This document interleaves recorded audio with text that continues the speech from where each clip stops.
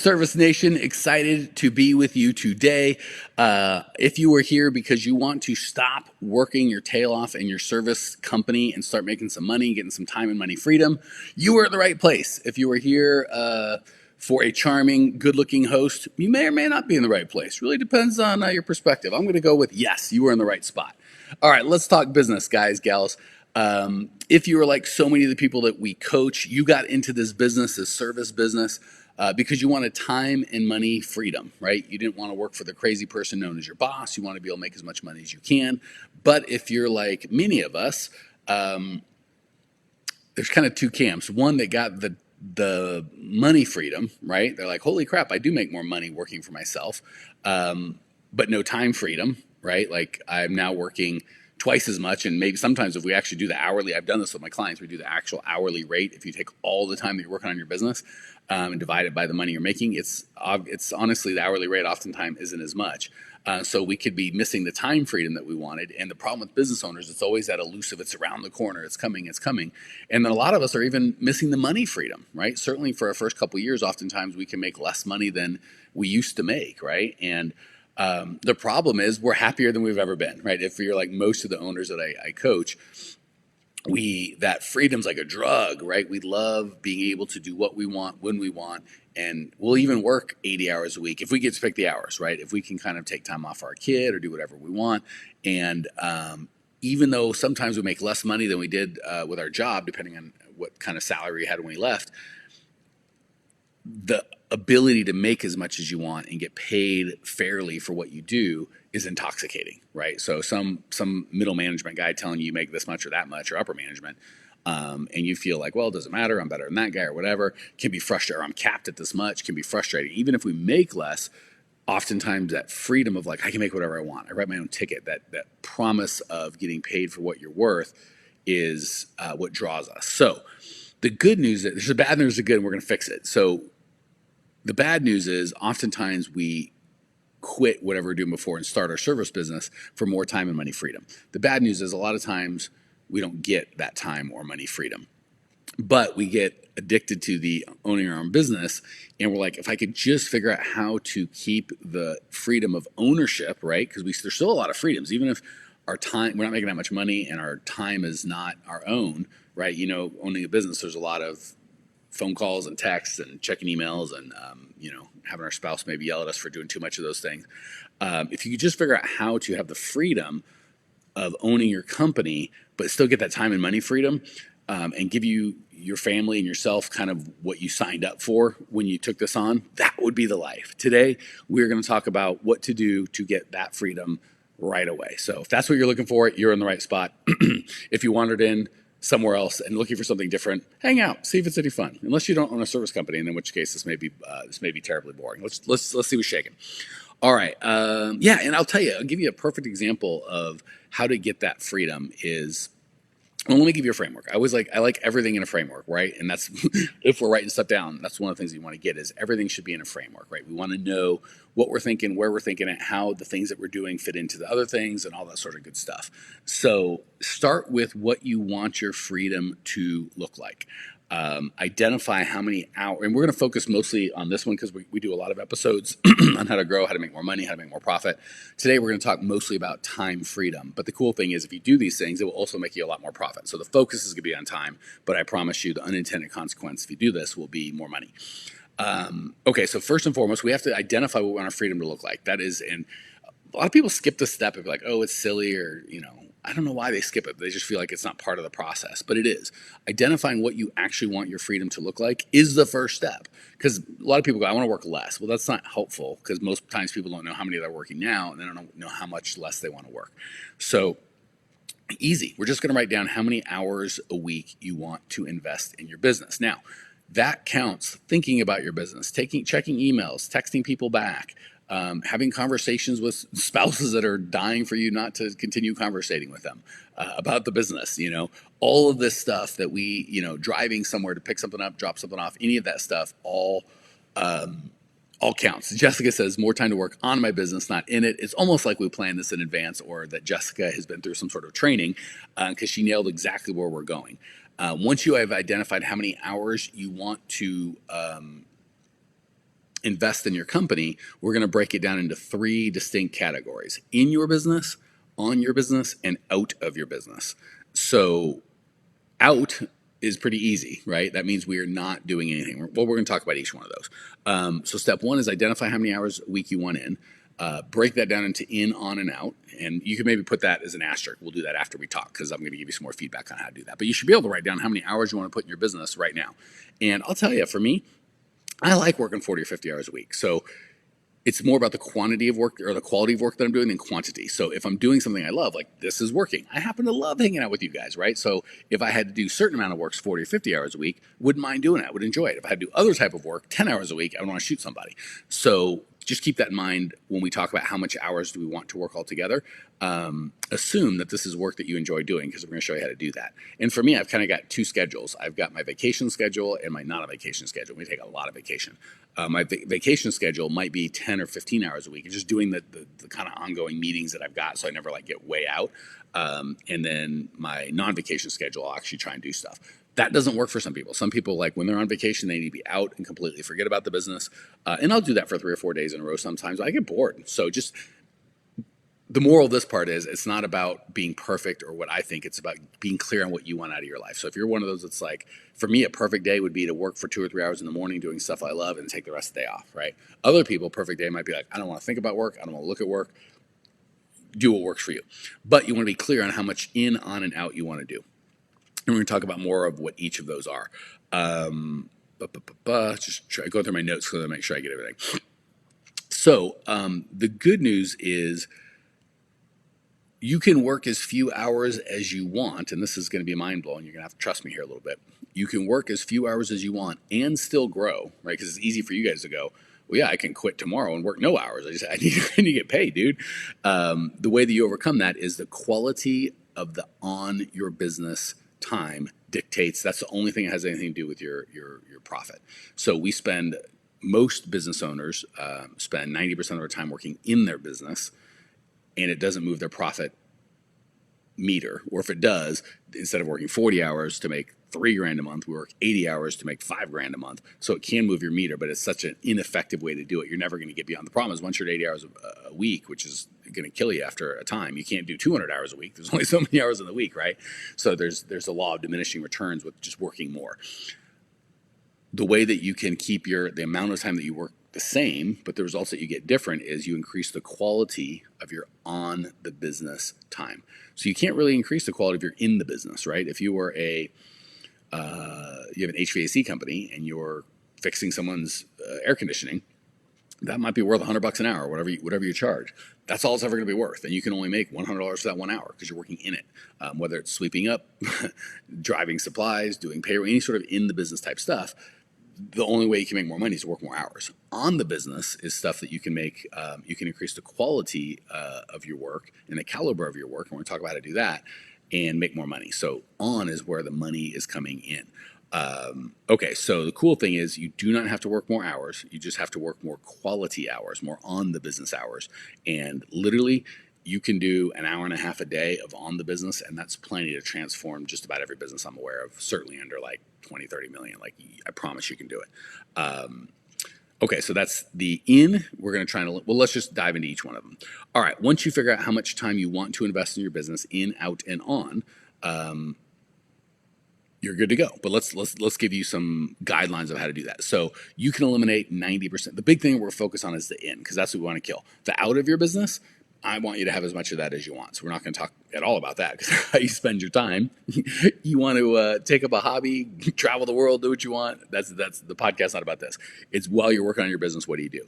The on the business we'll talk about, but the in is what kills people. And you can typically eliminate 90% of your in the business time. So let's talk about the 4 ways you do that. One is just stop doing things that you shouldn't be doing. This is the easiest. It's my favorite. You just stop doing them. The problem is, we all think the things that we do are, oh shoot, I missed the first step. So once you've determined what you want your life to look like, how many hours you want to spend in, on, and out of your business, number 2, start tracking how many hours, what you're doing all the time.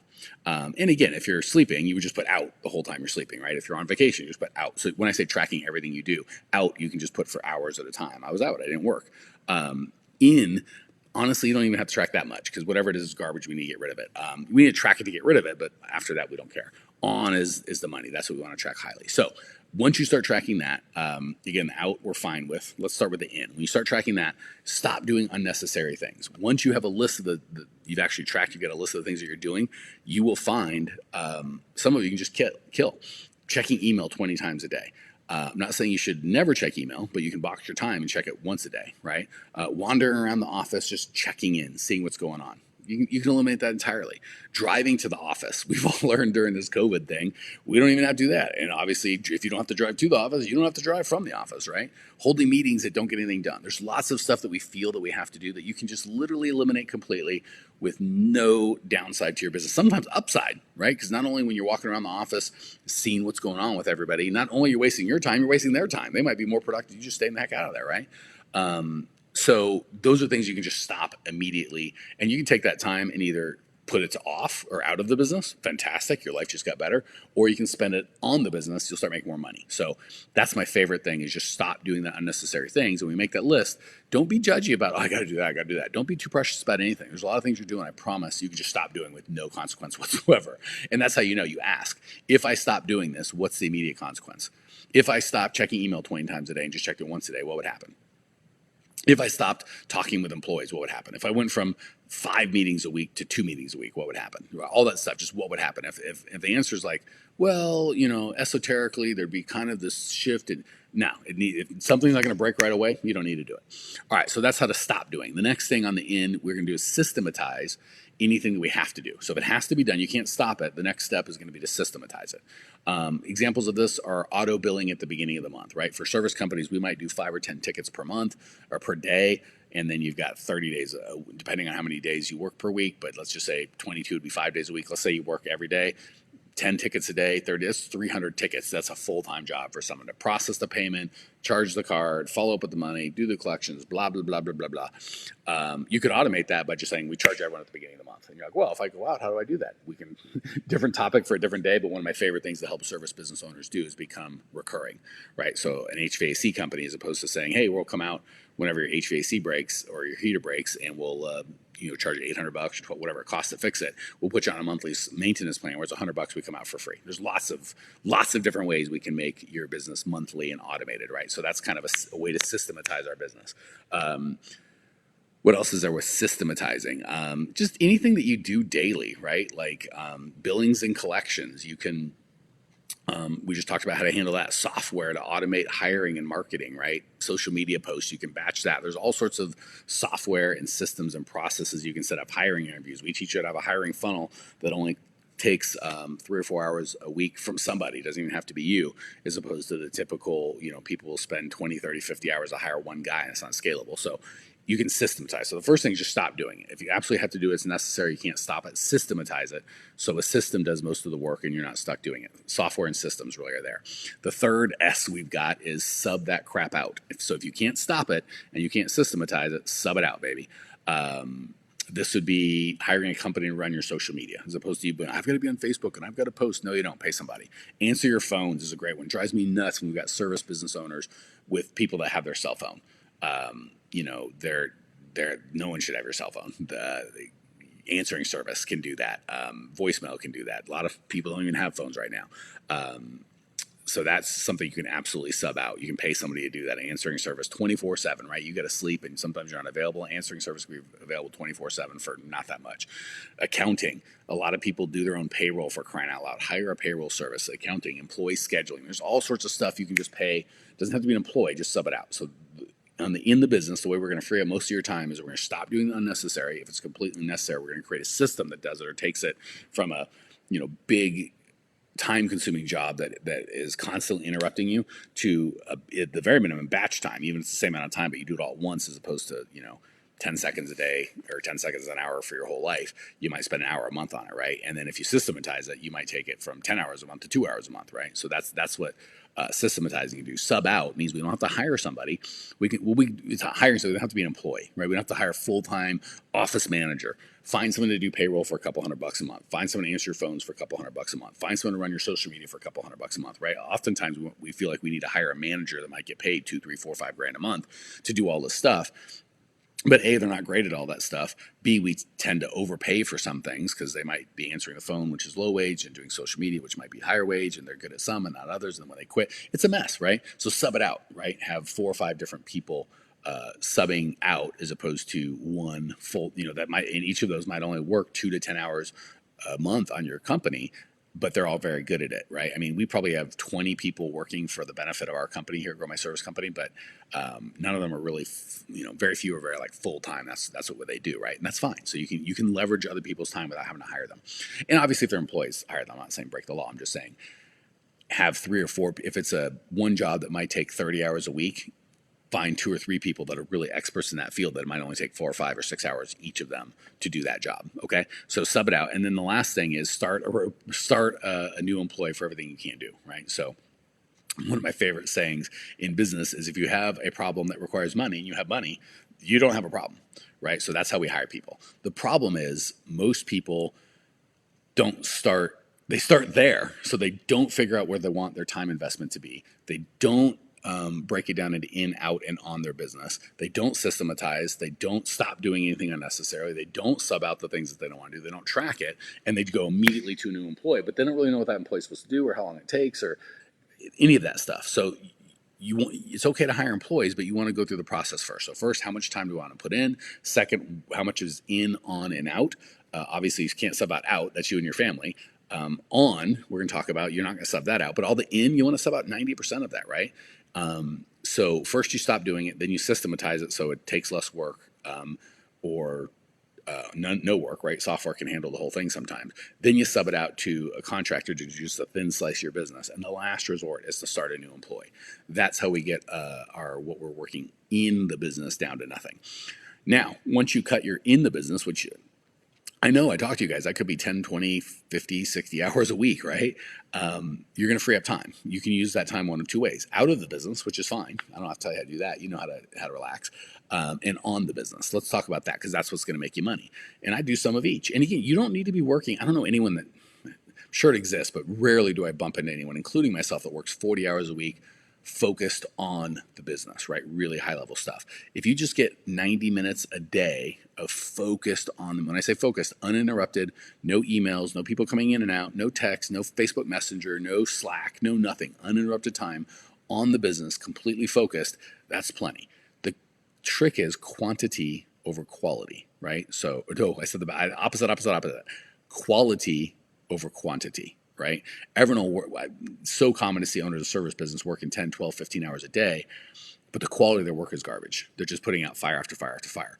On the business is the only thing you really get paid on. Again, in the business, you'll get paid as a worker, right? If I do payroll, I'll get paid that. If I deliver supplies to somebody, I get paid as a driver. We get paid. If I'm doing the work, if I'm in the landscaping business, I'm doing landscaping, I'm getting paid as a landscaper. So in the business, you'll get paid only what that job is worth. On the business is where you start making your real money.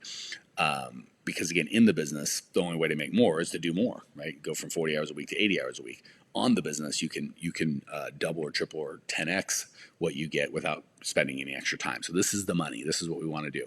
The key is it's got to be focused. Quality time over quantity. What this typically looks like is building a culture and building systems. That's really, really it.